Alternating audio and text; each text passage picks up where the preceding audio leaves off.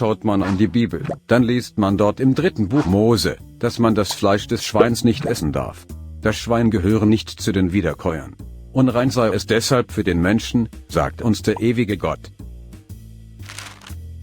Was die Menschen seit Adam, Eva bis Abraham als Speisegebote überliefert bekommen hatten, wurde erstmals durch Moses schriftlich festgehalten. Die Tora entstand. Das ist die heilige Schrift der Juden. Hätten die Menschen alle Gebote gehalten, wie es das vollkommene und ewige Gesetz Gottes verlangt, dann hätte es nie weitere Religionen oder heilige Bücher mehr geben müssen, und das Paradies auf Erden wäre schon längst errichtet. Aber der Mensch ist schwach. Deshalb wurde durch Gott später Jesus gesandt. Jesus erinnerte die Menschen erneut an die Worte und Gebote von Moses.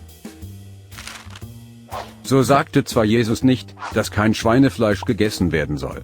Das war damals aber auch kein Thema. Schweinefleisch wurde von Gott Ergebenen nie gegessen. Jesus erinnerte nur an jede Verfehlungen, welche damals von der Tora abwichen. Alle diese Aussagen Jesu wurden in mehreren Evangelien gesammelt und schriftlich festgehalten. Gott hatte also den Bedarf, die Menschen wieder an die ewigen Gebote zu erinnern. Nur deshalb wurde Jesus zum Überbringer des Evangeliums.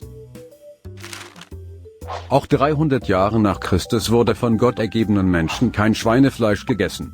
Das blieb so, sofern die Worte des Jesus noch im Zentrum der Christenheit Gültigkeit hatte. Als dann aber die römische Kirche einen Mann mit Namen Paulus zur zentralen Figur des neuen Christentums erklärte, wurde Christen das Essen von Schweinefleisch erlaubt.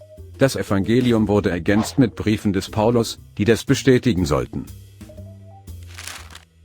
Die Worte des Paulus wurden wichtiger als die Worte des Jesus, deshalb sprach man von einem neuen Bund und die Bibel war entstanden. Es gab seither Christen, aber auch neue Christen, die sich gegenseitig verfolgten und töteten.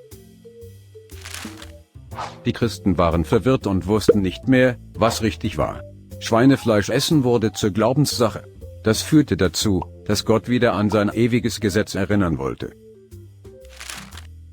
Das war der Moment, wo der Engel Gabriel zu Mohammed kam. Diese Sammlung an Engelsworten wurde zum Koran, dem heiligen Buch des Islam.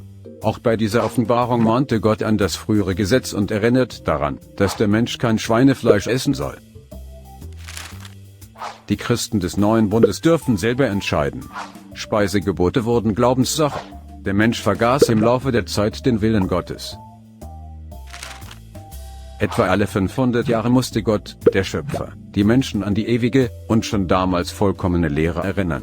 Jedes Mal entstand eine neue Religion, was wörtlich zurückfinden zum Ursprung bedeutet.